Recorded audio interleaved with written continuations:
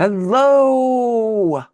Welcome to a reading of a trans feminist past. Woo!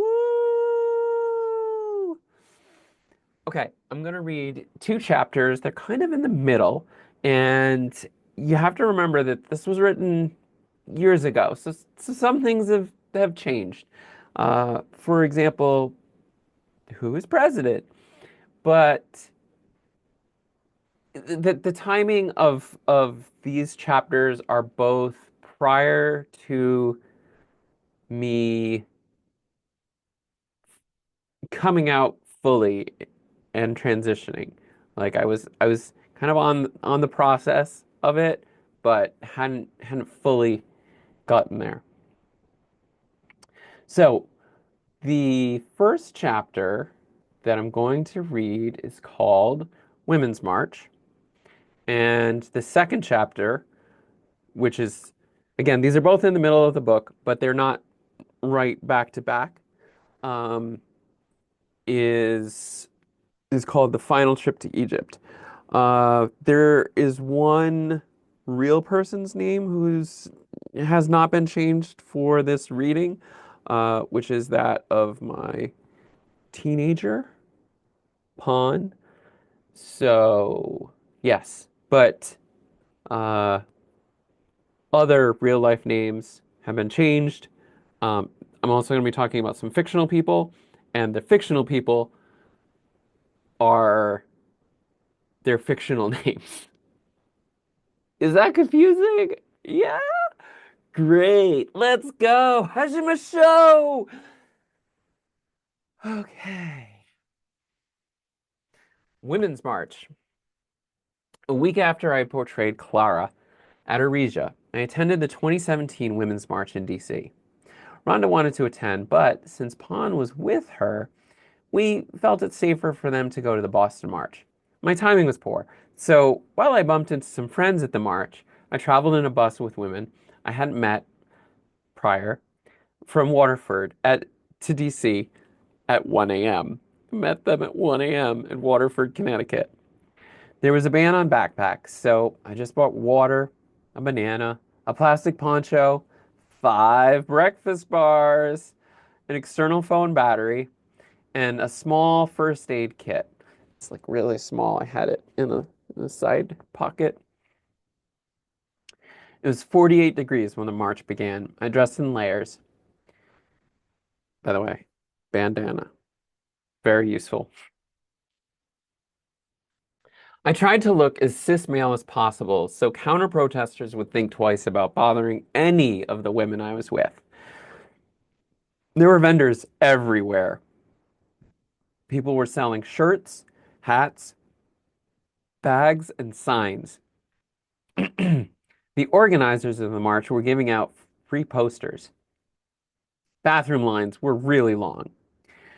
When I was at the East Market, I needed to use the restroom. There was no line for the men's bathroom, but a huge line for the women's. A police officer was enforcing gender segregation. I felt guilty about getting in and out so quickly. All the police were friendly when I arrived. When I got a few blocks from the start of the march, there was a squad of police on motorcycles, a busload of police in riot gear, and a police officer with an automatic weapon. I was on the wrong side of the stage to see or hear anything. Some people were actually listening to the speakers over the C-SPAN radio app, listening to the speakers over the C-SPAN radio app. The original estimate had been 200,000 people, but the Associated Press estimated at least 500,000 people. The area where the march was supposed to take place wasn't moving, so I walked parallel to it with a large crowd. It was so foggy, you couldn't see the top of the Washington Monument. Before lunch, I took a break at L'Enfant Plaza to use the bathrooms. There were huge lines on the first floor, so I climbed the stairs and found an open men's room that was filled with women. It was a short wait. I waited in line for an hour to get a burrito. They had run out of guacamole.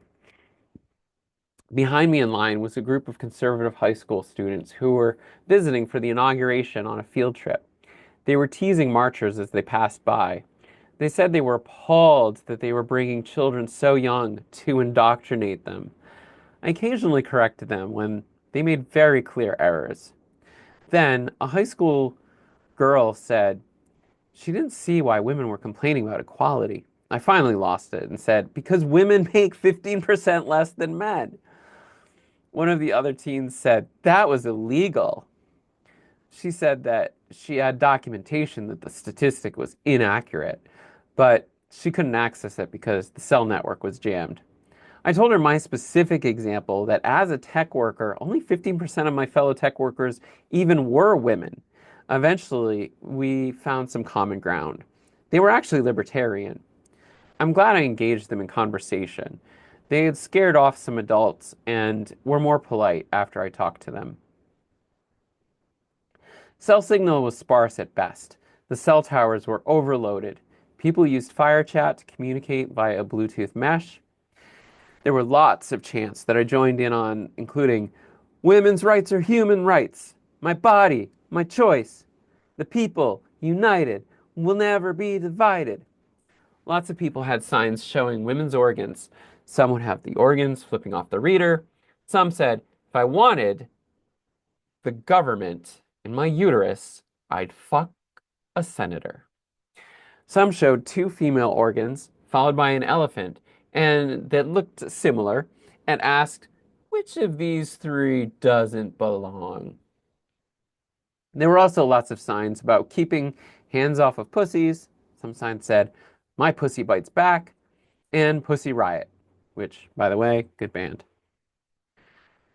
There were signs that said, President Trump, divider in chief. Some said, marching to make her story. Her story. Get it? Her story. Her story. I know. It's hysterical. Many people had Black Lives Matter signs. There were also signs that said equality and respect for all. Girls just want to have fun. The mental rights. Girls just want to have fun. The mental rights. There were also variants of Trump's slogan like, make America care again. Everyone makes America great. Make America free again.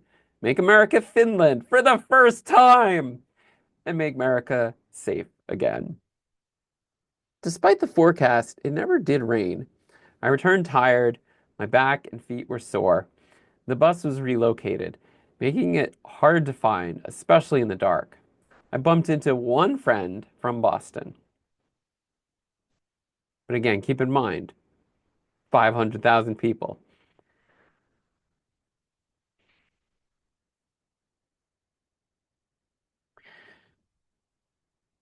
So this is the chapter Final Trip to Egypt. During my final trip to Egypt in November 2018, I came across some social media posts that use scare tactics, making it appear that trans people are bathroom predators. There have never been reports of in the US of trans people harassing people in bathrooms. However, 70% of trans people have been assaulted, denied entrance to, or been assaulted trying to use the bathroom. 70%. People made ads where they portrayed trans people as pedophiles using bathrooms to harass girls. Okay, this isn't in the reading, but like that is projecting. Conservatives are projecting because that's what they do, and that's what they want to do, and that's what they think we do. They're the pedophiles, not us. Sorry. Little tangent, not from the reading. Anyway, people made ads where they portrayed trans people as pedophiles using bathrooms to harass girls. I was shocked not only by the ads, but by all the comments supporting the ads. Felt like the majority of voters might vote no. I came very close to coming out while in Egypt. And this is, I'm going to just reference a different part of the memoir, but like, it is illegal to be trans in Egypt. 10-year sentence, illegal. So, it would have been dangerous for me to do that. My flight from Dubai to Cairo was about to take off when I saw a Yes on 3 ad on Facebook. Almost all the comments were people saying to vote no because of perverts. At a church's concert earlier that month, I had been in girl mode. I had to use the bathroom twice. The first time was easy because the ladies' room was empty and I wasn't worried. The second time was during intermission and there was a very long line. Everyone had left the bathroom. Everyone that left the bathroom passed those of us in line.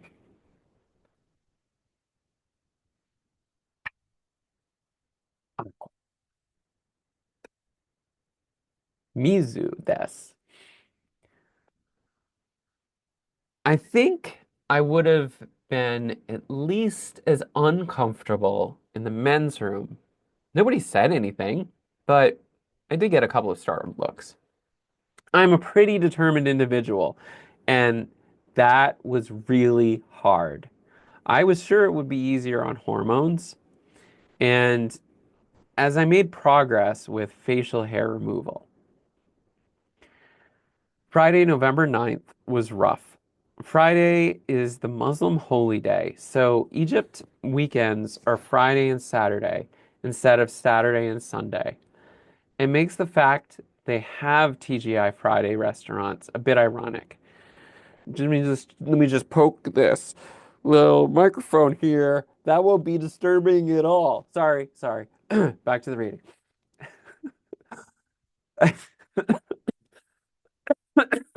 And now we're gonna cough. I slept until noon after going to bed around 1 a.m. I'm more of a night person there, as is most of Egypt. Ugh, okay. Also, not in this, but I miss Egypt. It's been 5 years. It's been 5 to 6 years. There are parts of Egypt, especially southern Egypt, I never got to. Pond never got to, and we really do want to visit there. And also we can have friends there that we miss. Anyway, getting a little sidetracked. Could be the cold. Sorry for the coughing and the poking of the mic. Here we go. Here we go. How's show? I only got up because Friday prayer was blaring loudly from the local mosque. Arabic often sounds angry. Affectiva's speech classifier, which was trained on English, usually classifies Arabic speech as angry. So, to the AI ear, and probably to the English speaking ear, Arabic sounds angry for whatever reason. It made me uncomfortable. I knew that there was no anger coming from it. It was just hard to sleep. I needed to get up and play some music to tune it out. I had breakfast, watched some Netflix in my apartment. I went to lunch around 3 at a really nice Syrian restaurant. I went to the local cinema after lunch. I was unsure if I wanted to see Crazy Rich Asians or The Girl Trapped in the Spider Web, which I think I've still not seen. Well, I forgot that Crazy Rich Asians was a rom-com and decided to see it. I was not in a good emotional state to see it. Okay, and I have to add a little here. Um, this is kind of like I don't know if my wife had asked for a divorce at this point, but uh, pretty close, pretty close. Yeah, I think she had. Anyway, so Crazy Rich Asians, rom-com. I decided to see it, not in a good emotional state to see it. If you haven't seen it, you might want to fast forward. Uh, I'll go like this. when I've gotten through the crazy rich Asian section. Yes, I'll totally remember that. I'll go like this, and then you can look again. Okay? So not now. Not now. Stop looking. Gonna talk about crazy rich Asians, gonna spoil it. I was a little uncomfortable with it because I was unsure how Asians felt about it. Is it offensive? Did they like it?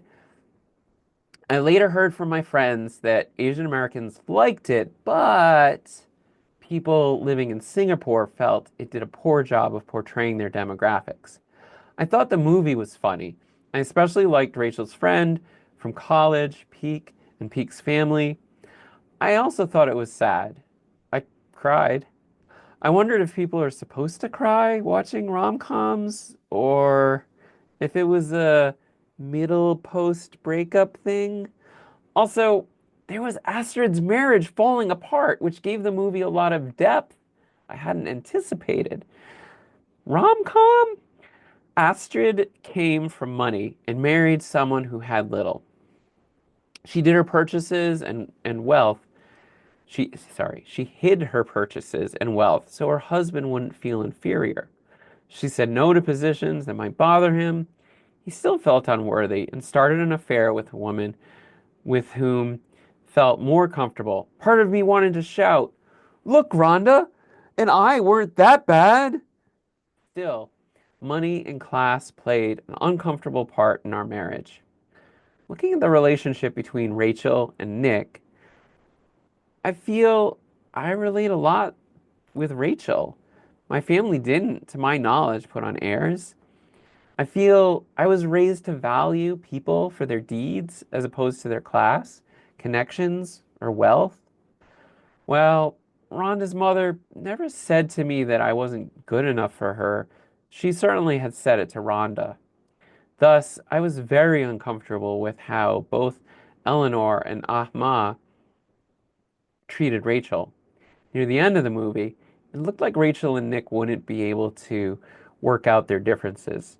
Nick did an awful job at preparing Rachel for his family and did little to support her. Rachel didn't want there to be resentment over the relationship and felt it best to call it off. I'm in a place, at least as of this writing, where I think this was the right decision. So I don't really like the happy ending. Don't get me wrong, Rhonda and I weren't from such different places as Nick and Rachel.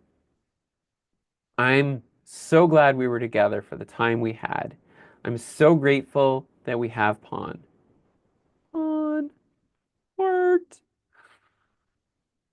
It, I truly believe it's better to have loved and lost than to never have loved at all. And I really did love Rhonda when we were together. And I still love her. Just love her as a friend.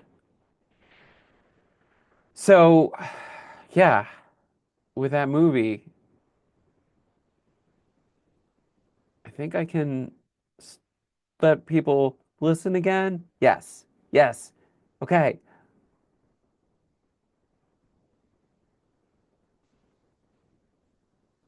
You can listen again.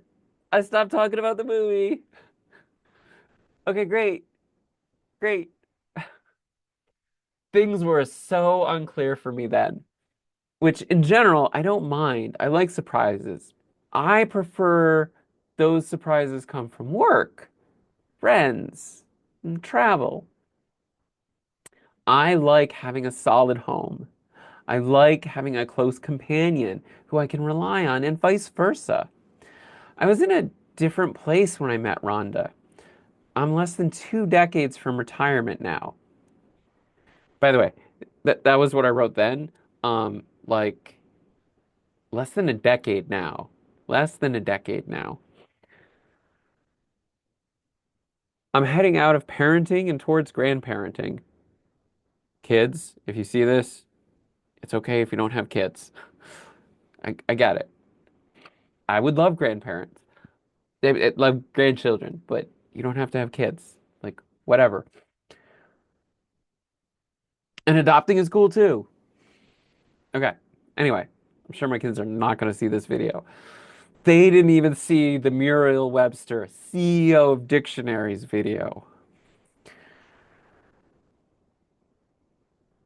Anyway, at the time, I thought future relationships would either have to be casual or with people who are at similar points in their life and looking to have adventures after retirement. I've long planned to work on projects that can afford me until I retire. Specifically, this is from the reading. I'd like to work, volunteer in disaster recovery. I'm especially interested in Burners Without Borders, the Red Cross, or possibly a refugee support group like rescue.org. Now, I am still interested in those things, but I am training to be an English teacher in Japan. I don't know. I do want to work with refugees. I do want to do that kind of work. So, I don't know. TBD. There's a lot of disaster work that happens in Japan because volcanoes.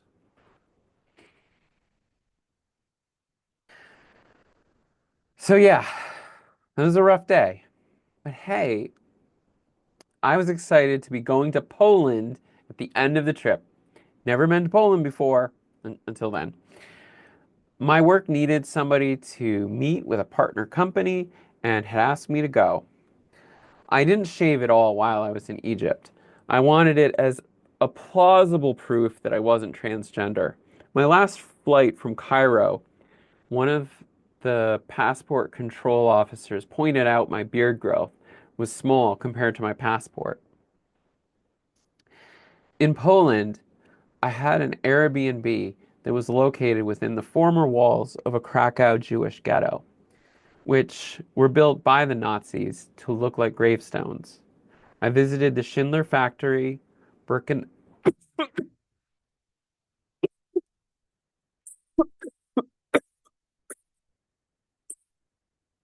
I'm good. I'm good.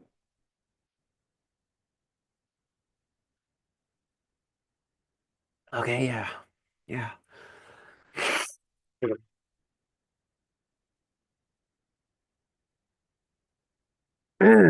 Visited the Schindler factory, Birkenau, and Auschwitz. I appreciate that we don't want to allow atrocities like the Holocaust to occur again. However, when people say never again, I cough. No, I inwardly shudder. If we are saying never again shall we allow ethnic cleansing, then what about the ethnic cleansing happening today, or at least when I wrote that, in Syria and Yemen? Okay, maybe we're burnt out on the Middle East, and I certainly don't support another war. Is it the numbers? What about the 1 million? 1 million displaced by the Central African Republic Civil War. That's a sixth the number of Jews who were killed in World War II. What about the ethnic cleansing happening in China against Muslims? Okay, maybe we're just talking about Western first world countries or even just the US, but wait, isn't that what we're doing with immigrants in the US? According to the ICE website, we arrested 140,000 immigrants and removed 250,000 immigrants in 2017. Again, I appreciate and agree with the desire to prevent holocausts. I just don't feel like we are actually there.